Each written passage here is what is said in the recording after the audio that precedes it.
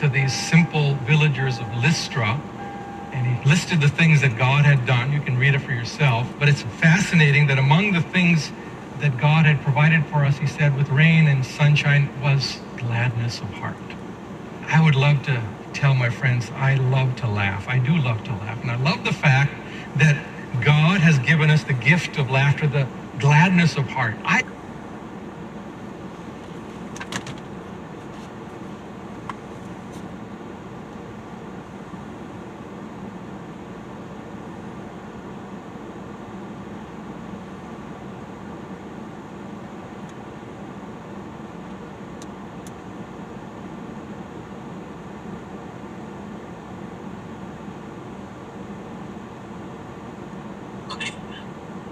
What the hell was an average 19th century European any more than an average 19th century person in Africa or the Arabian Peninsula?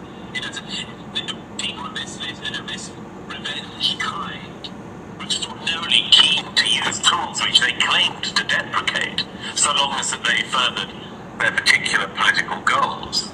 And I think that they expose themselves again and again. And the problem in recent years, as I see it in the West, is that this process of revenge has taken on this exceptionally gleeful attitude. People like Dianjo visibly, audibly cannot believe the luck they have, that they can get away with saying the things that they do. And the fact that when asked to provide evidence, they say things like D'Angelo did recently in an interview. There's a collective glee in the white body when black bodies are punished. And her interviewer, who happens to be black, asks her for evidence of this. She has none, so she just makes another outrageous claim. And this has become part of it.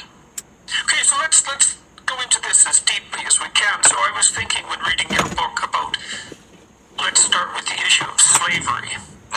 And it's certainly the case that the people that you're describing and the intellectual and Marxist influenced types who criticize the more traditional institutions of the West accept it as a given that slavery is wrong. And so you could imagine there might be two reasons for that. One reason would be one group should not have the upper hand over another, or at least if you're the group that's in the oppressed class, you might not want that to be the case. And the other argument is that there's something intrinsically wrong with slavery as such, but at the individual level. And so I guess one of the things that struck me is that unless you believe the second, you're just trying to swap one form of slavery for another, and it isn't also clear why it's wrong. Slavery is wrong if you believe that the individual should be sovereign, able to make choices, able to make free and unconstrained choices that aren't subject to the arbitrary will of another. But to believe that, you have to believe that there is such a thing as the individual. That's the right unit of analysis, and that the idea that that individual is valuable and sovereign in some fundamental sense is true. And then when I think that, I think there isn't anywhere in the world where that idea has been expressed more clearly than in the West. And so it's so interesting to see people object to slavery and object to the use of arbitrary power by one group over another, but also to reject wholesale the individualism, the notion of individual value that's at the heart of the Western enterprise. It seems to be the basis for the rejection of slavery per se. You do point out, for example, that it wasn't obvious that Karl Marx objected to slavery on moral grounds. So it seems too obvious to even be asked, why is slavery wrong? But when everything obvious is up for grabs, then it's perfectly reasonable to ask that. And so part of the problem with setting the group against the individual is that the people who do that seem to invalidate their own moral claim that what they're opposing is wrong. Like, on what basis is it wrong? Does that seem like a reasonable position to you? Yes, I mean, one of the most fascinating things about this, I go into in the section on slavery and the book, is that, of course,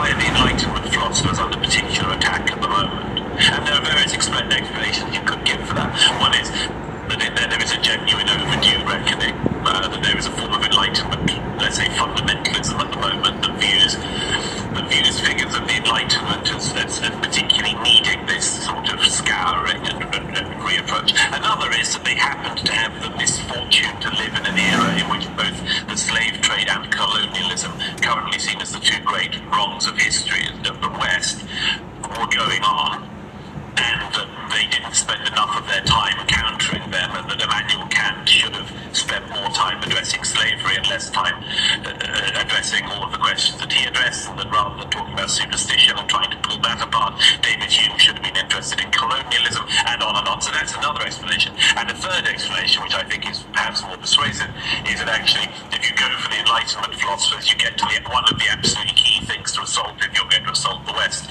which are the ideas of rationalism and reason and the application of the scientific method and much more.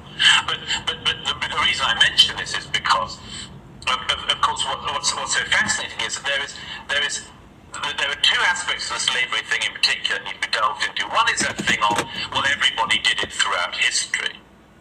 And there's a counter which Kendi, among others, do, which is, well, Western slavery was worse because it was race-based. And by the way, that's absolute nonsense. I mean, countless societies had effectively race-based slavery, and indeed it's going on today in the Middle East and in Africa. But there was a specific reason, actually, why during the Enlightenment period, and I cite Thomas Jefferson on this, because he's a very interesting figure, trying to think this through as they were going through it. One of the reasons why Thomas Jefferson is so interesting is because he is one of the most thoughtful people of his era, was still not aware of whether or not there was an answer, or which way the answer went to what was still a live conversation then, which was the monogenesis and polygenesis argument. That was the argument over whether or not all the human races were from the same stock, as it were, or whether we were all from different lines.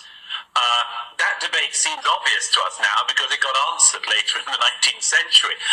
It wasn't obvious at that time, and people like Jefferson were trying to do what they could with it. So there was one version of the defense of slavery which was, well, these are all totally different people. But then, of course, you have to counter that with the fact that, and again, Voltaire made this point, what is the greater evil? To sell somebody and buy somebody of a different country, a different race, and so on, or to sell your neighbor or your brother or a member of your community. Now, of course, this is just as it was when Voltaire asked the question, it's an exceedingly uncomfortable question to ask today. And I don't ask it in order to say, well, there's an obvious answer, but as everybody knows, the slave trade only existed because people in Africa were selling their brothers and their neighbors and raiding neighboring towns of people who looked exactly like them and selling them to other black people in Africa, some of whom ended up in the slave trade going across the Atlantic, many more of whom went through the slave trade that went to Arabia. So it took an awfully long time for our species to even begin, and we're not there yet by any means. I've met people in my own life who are slaves, were born slaves in Africa and elsewhere.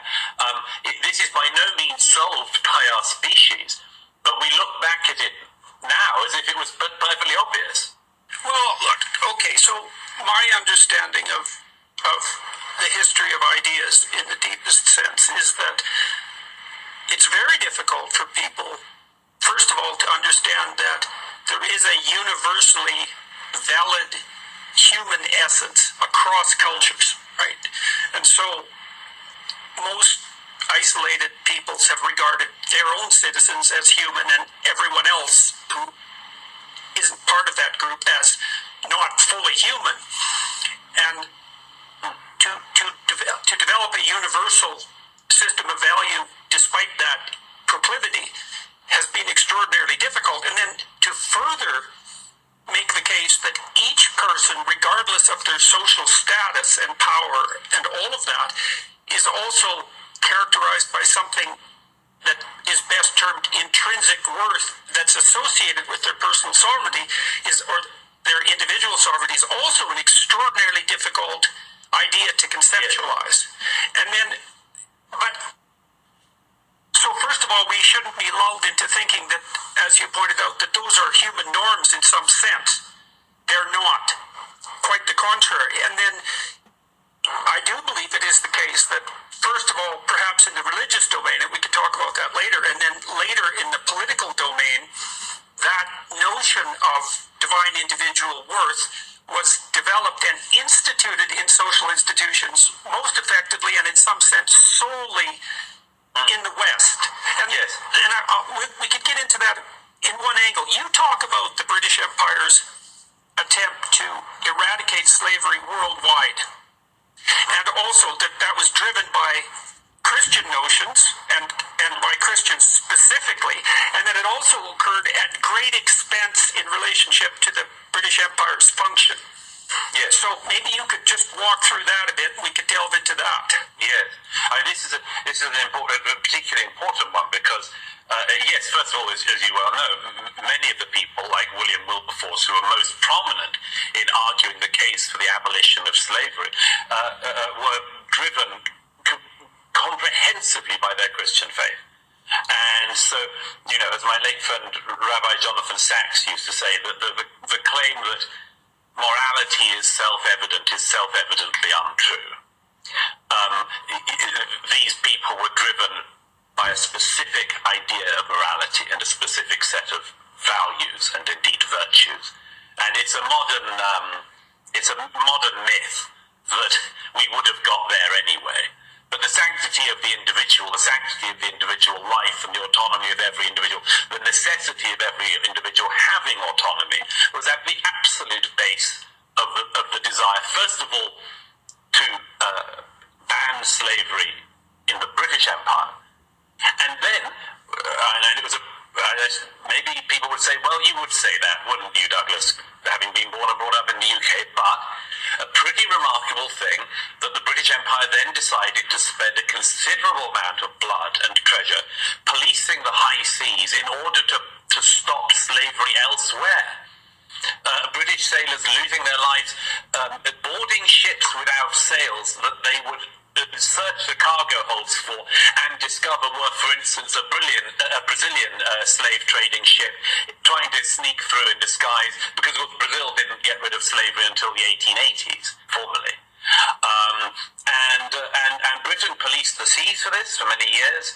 Thousands of sailors lost their lives, and in the end, as I cite in the book, the actual cost of eradicating the slave trade has been shown by a number of modern historians to have actually cost Britain more, first of all, in the actual endeavour, secondly, most importantly, in the paying out, the buying out effectively of companies engaged in the slave trade in order to make sure that they didn't continue their trade. And thirdly, in the increased prices that everybody in Britain had to pay throughout the 19th century because of the need to pay for goods that were coming from non-slave trading places. These ended up being an exercise more costly than the benefits accrued during the period of slavery. So the reason why I mention this isn't actually just because of the way I speak or the fact that I happen to come from the UK. It's because it then gets us to this very interesting question, which is, what would restitution ever look like? And what I notice, and what I, as you know, Jordan, in a number of times in the book go into, is this question of reparations, as it's currently called. What one might also call a sort of, what would restitution look like on a number of historic wrongs? And I've been very struck in the last 2 decades in particular by the fact that we have people, and again, Nietzsche puts his finger on it with uncanny precision.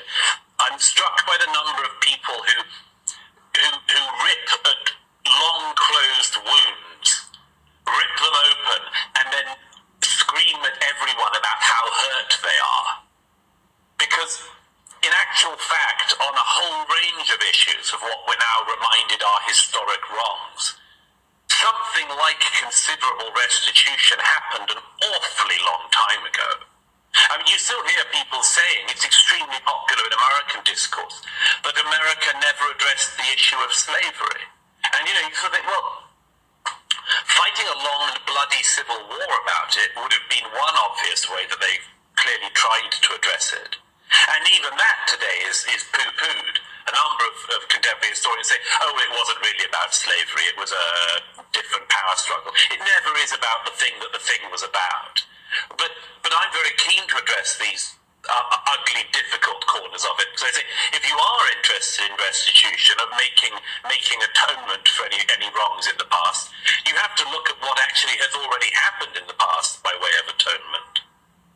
Well, there's also a Christian/Western or Judeo-Christian/Western philosophy of atonement, and that is that you atone for your shortcomings and perhaps for the unequal distribution of talents by trying to live a responsible, generous, productive, and honest life, and that it's actually a matter of individual moral striving rather than something that should be conceptualized at the group level. And so I'm struck again, and still, I cannot understand, if you accept the notion that the willingness of one group to oppress another is in some measure a human universal, it's deeply characteristic of our history, and that the reason that that's wrong is that individuals shouldn't be subject to arbitrary compulsion, partly because it deprives the rest of us of their potential value as free agents, and partly because it transgresses against part of their essential nature that's intrinsically valuable. You can't oppose slavery on moral grounds, as far as I can tell, without implicitly accepting those axioms. And so then it's so striking to me that the people who are simultaneously accusing the West of these uniquely awful predilections accept one of the great propositions of the West as central to their entire moral doctrine, and then they accept it so centrally they don't even notice that it's true. They just think it's self-evident. Well, it's not so self-evident. Why shouldn't I oppress someone if I can get away with it? And why shouldn't my group? Right, and then we have the one now, which is the form of oppression that presents itself in the guise of the victim. I constantly come back in this book to the people who present themselves as victims and are clearly the bullies. People who claim to be suffering from historic wrongs because it gives them a dominance that they would not otherwise have. I mean, let me give you two quick but quite significant examples of this. Two of the most celebrated writers of the last generation in America are Ta-Nehisi Coates and Ibram X. Kendi. Both of them have been recipients of MacArthur Genius Awards. Kendi is now the only holder, apart from the late Elie Wiesel, the late Nobel Prize winner and Holocaust survivor, of one of the most prestigious chairs in an American Ivy League university. Both of them have written memoirs that have been bestsellers and are highly feted and cited everywhere. And both of them have an origin story of racism that is absolutely risible. In the case of Coates, he describes a moment in one of his memoirs of getting into an elevator with his young child, and a white woman gets into the elevator, and he says behaves dismissively towards the child. And Coates describes how he wants to sort of fling this woman against the wall and sort of throttle her for this act of racism. And at no point suggests that actually it's possible that the woman was having a bad day and it didn't matter who the child was, or that she was partially sighted or anything. There's sort of the immediate assumption is this is racism. We suffered it, and we suffered it so appallingly. I'm going to get a chapter of my book out of it.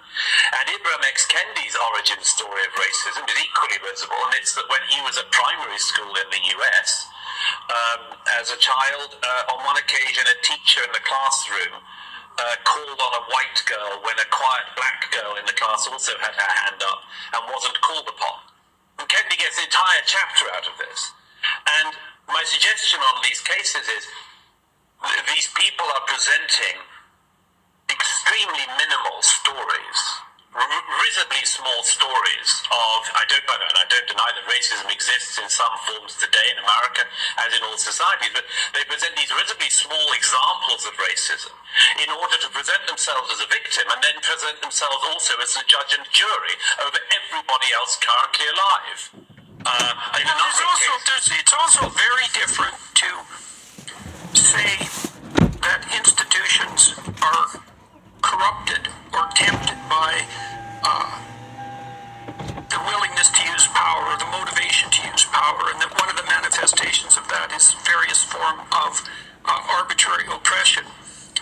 And to claim that that's the central guiding principle of the institutions and the societies. And then that also begs the question, well, if you criticize the West, let's say, for its grounding in willingness to use arbitrary power and compulsion, what do you propose as an alternative? And why do you believe that alternative exists? I mean, does the alternative only exist outside of the Western structure somehow? What's there except power? It's only power. It's only power, and power in this era, as you know, Jordan, comes through the claim of oppression. The power is best exerted in our era, first of all, by claiming that the person has been a victim of oppression. And secondly, by wielding that alleged oppression, sometimes true oppression, but by wielding it as a tool to beat others. So that, for instance, it's also interesting that the only reason that works, let's say I claim moral virtue because I'm an anti-racist rather than a non-racist. Well, why does that work for me? Why do I have a platform? Why do I have authority? Because our era cares about racism. Only because our era doesn't like racism. Which belies the central proposition, right? Absolutely. I mean, if no one cared, if people were psychopathic expressors of power, and that was particularly true of Western people, they just say something like, well, yeah, what's your point? Try to do something about it. And you think that's wrong? It's just because you're weak, and I've got the power, and I've got you under my thumb, and to hell with you and your stupid ideas. But that isn't what people do, and when they're accused of being racist in the West, they're struck to the heart, generally speaking. They're ashamed of themselves. They'll bend over backwards to apologize. They scour their conscience to see if they can find any example of where they might not have abided by the principle of divine sovereignty somehow, and make obeisances in every possible direction. And so that in itself seems to indicate that the primary claim is fundamentally untrue. Which, as you know, I write a chapter in the book, as you know, on what everyone else in the world is doing whilst we're doing this to ourselves. And one of my favorite examples, I quote a lay colleague of mine's work on this, is racism within China, and racism from China about the rest of the world. There's a term that the Chinese use of white people that roughly translates as ghosts. The idea being that, I think it's Hui, and the idea is, of course, is that white people aren't really human.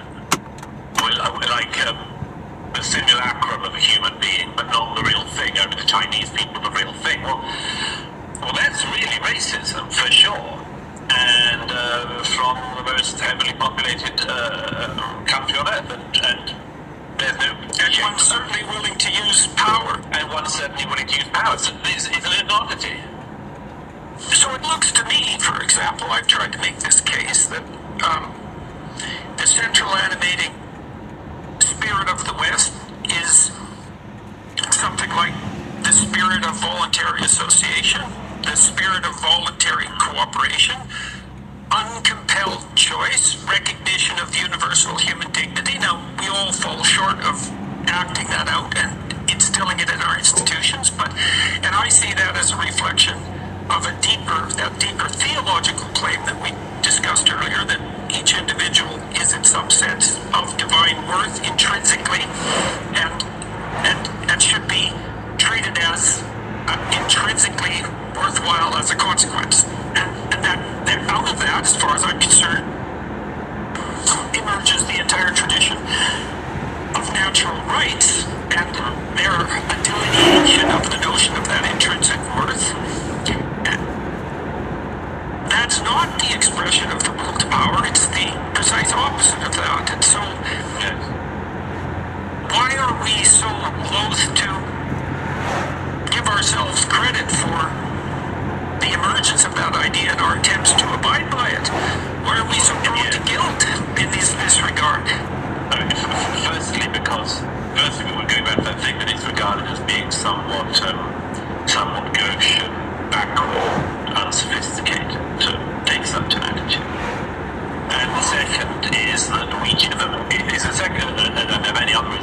The second is a completely misinformed idea, and this comes from America in particular, I'm afraid. It's what America has been pumping around the world in recent decades. The idea that what is bad in the West is uniquely bad, and that comes from a complete and wholesale ignorance, not just of history in the rest of the world, but the rest of the world now. A total, startling lack of context. I mean, if anything ever suffered from context collapse in our era, it is everything to do with the West. So that it is seen as... There's another element that... Sorry, there's another element that seems to me to be worthy of note, too. We're tortured for our moral insufficiency because of the existence of demonstrable inequality. And the call for equity is part of the clarion call for the people who are conducting, let's call it, the war on the West. And the proposition there is essentially Marxist, that wealth tends to accumulate in the hands of fewer and fewer people, which happens to be true, although those people differ. The proportion is small, but the people change.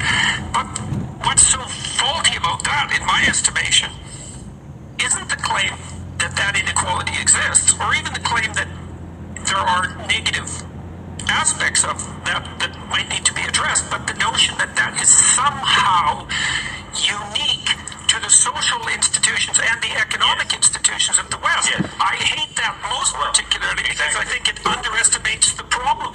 You cannot blame inequality on capitalism.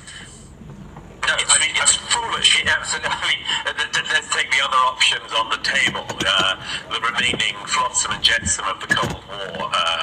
Let's say you could say Putin's Russia. You could certainly say Cuba and a few other places. What do we reckon is the inequality of wealth in these countries between, let's say, the oligarchs and the average Russian? There was a documentary Alexander Navalny bravely made before going back to Russia and being imprisoned, and he had it released after he got back to Russia the other month and was properly imprisoned. He had the release of this documentary called Putin's Palace, and one of the extraordinary things which did a lot of harm to Putin at home, because people were genuinely shocked and upset about this, was that Putin's palace on the Black Sea, which he's been building for years, the cost of hundreds of millions of dollars, has, among other things, a vineyard attached to it, and there's a guest area, a guest room near the vineyard, and there's a guest lavatory in the guest room of the vineyard, and there's a lavatory brush there made of gold that costs the same as the average Russian makes in a year. So, there's just one example of inequality in Russia. We could do the same thing for Cuba, and let's look at all of the other examples. Look at North Korea. Look at North Korea. I've seen myself in a country which I visited many years ago, but in a country where the general population starved by the millions in the 1990s, and the military elites were able to get hold on the black market of Blue Label Johnny Walker, one of the most expensive whiskies on the planet. Take any of the, because everyone talks about the post-colonial, of course, there's post-colonial societies that haven't gone well. There have been post-colonial societies that have gone very well, like Singapore, in terms of productivity. You could say that Hong Kong, until very recently, the same thing. But let's talk about the post-colonial societies that didn't go well. Zimbabwe, for instance. What was the wealth inequality in Zimbabwe between the wealth of Mrs. Mugabe, say, and the average Zimbabwean? The average life expectancy in Zimbabwe during Robert Mugabe's reign halved. He's one of the very few leaders in the world where life expectancy actually declined faster than people were living. People were on a treadmill that was getting shorter and shorter with every step. Well, what was wealth inequality like there? What's wealth inequality like in Angola these days? I mean, go anywhere. And it is so obscene to present this as you say, as some kind of phenomenon of Western capitalism, as though any other system around could be better. And to present it as some sort of rigorous theory. So all economic systems produce inequality. It seems to be the reflection of a deep underlying law that we don't understand that well. to accrue as you accrue advantage, and disadvantage tends to accrue as you accrue disadvantage. Positive feedback loops of some sort. Yes. All economic systems result in inequality, and different societies have evolved different mechanisms to deal with that.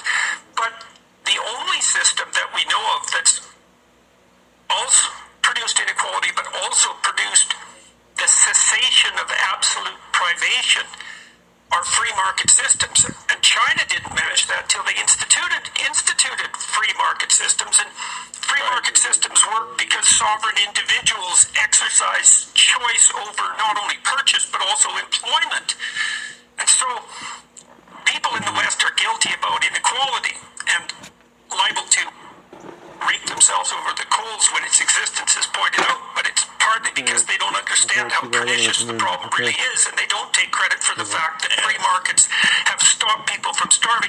You know, it's only 8% of people now live below the UN line for absolute poverty, compared to 40% in Ronald Reagan's time. That's only 40 years. 40 years. And you go back to that phenomenon that, again, I don't think there's any evidence that in modern China, the people involved with the Politburo and the people who've done terribly well out of the last 20 years, particularly since China entered the WTO, I don't think there's any evidence of significant fears about inequality between the Chinese elite and the average person. There is something very specific about the Western worry about inequality, which again, like the worry about slavery, like the worry about guilt and historical guilt, is a product of a thing that ought to be recognized as being a good part of the machine. If the machine was so pernicious, we wouldn't care about inequality. We would simply say, as I'm afraid... Or we'd celebrate it even more, which is a perfectly easy thing to do, which is, well, if I have more, it's because I'm better, and the evidence that I'm better is clearly that I have more.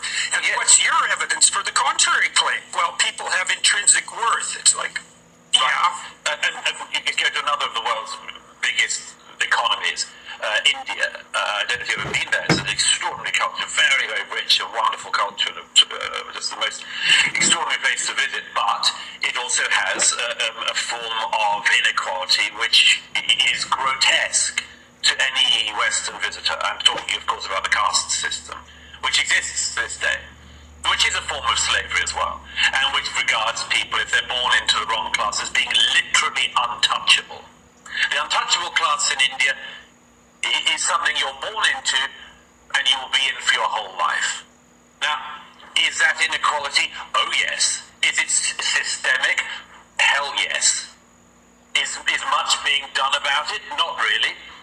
People take a sort of view that, well, there's an old joke about Princess Margaret once hearing somebody refer to an extraordinarily grand English country house, and the person says, imagine this coming as just an accident of birth, and Princess Margaret saying, birth is no accident.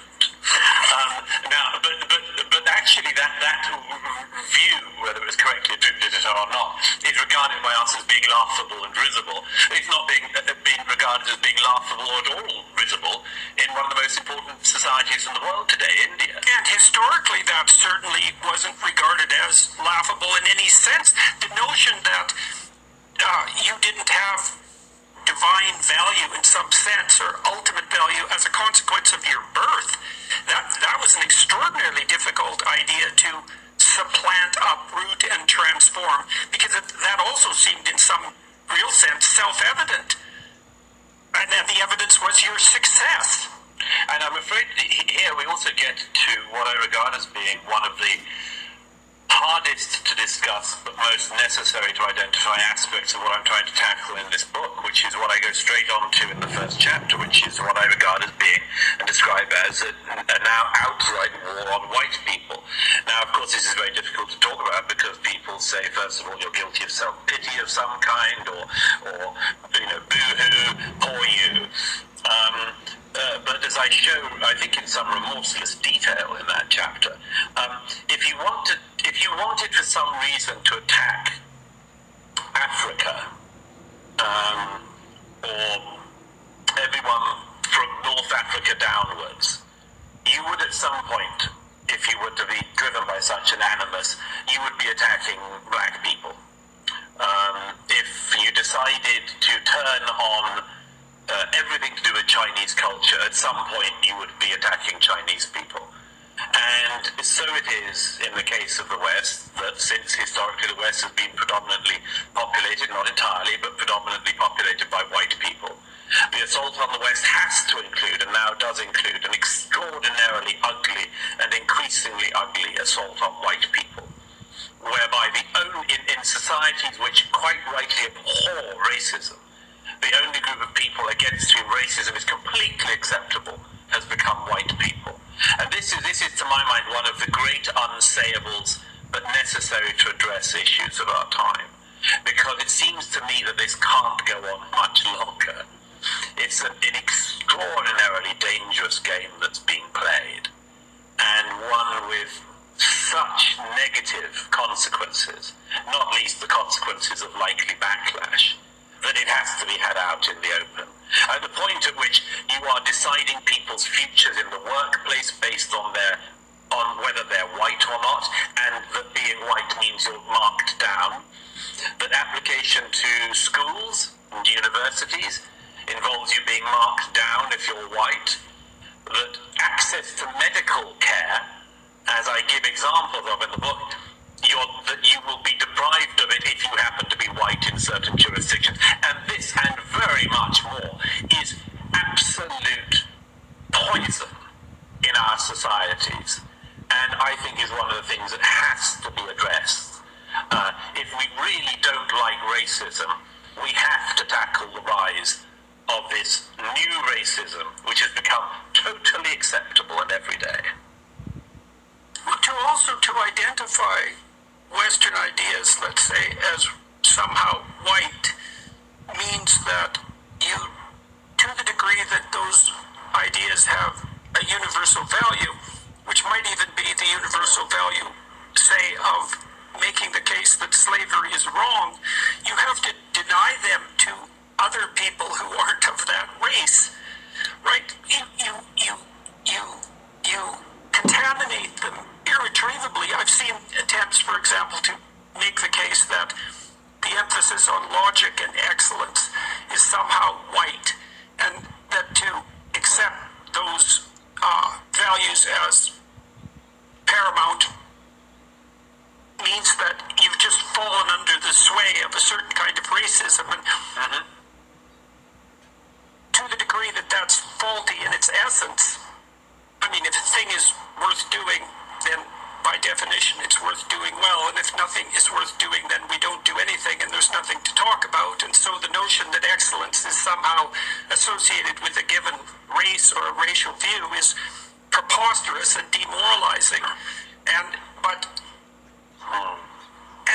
also something that's greatly detrimental, at least in principle, to the very people that are supposed to be helped by such doctrines. Well, yes, it's possible that the whiteness, that the assault on white people, as it were, has become tied up as part of the assault on the Western, let's say the Western legacy, and that what is happening is a desire to enact that revenge I referred to earlier, and a desire to take apart what some of us thought was actually an ideal, which is the ideal that the Western tradition is not actually the preserve of white people, but is a universal inheritance. And I say this repeatedly in the book. This is one way of looking at it, is to say one of the interesting things about so-called, a phrase I don't like to use, but let's say white culture, Western culture. One of the remarkable things about it has been, yes, in its negative forms, it has attempted to force itself upon people. In its positive forms, it invites anyone who wants to be part of it to share in it, which is, again, not the case with other cultures. There is no way, even in, let's say, in the political systems of any other country, outside of the West, if you were to migrate there from a Western country, you would not be able to work just your way up to the prime ministership, presidency, or even the cabinet of most other countries in the world, if you were an outsider. The West has specifically in our era, exceptionally open and believes that its own inheritance, its own traditions, its own political order, its institutions, not just should be open, but have to be open to anybody who wants to be a part of them. So that's, and that ideal is one of the ones that in the name of anti-racism is being taken apart in our time. She's saying, no, these things only belong to the white people.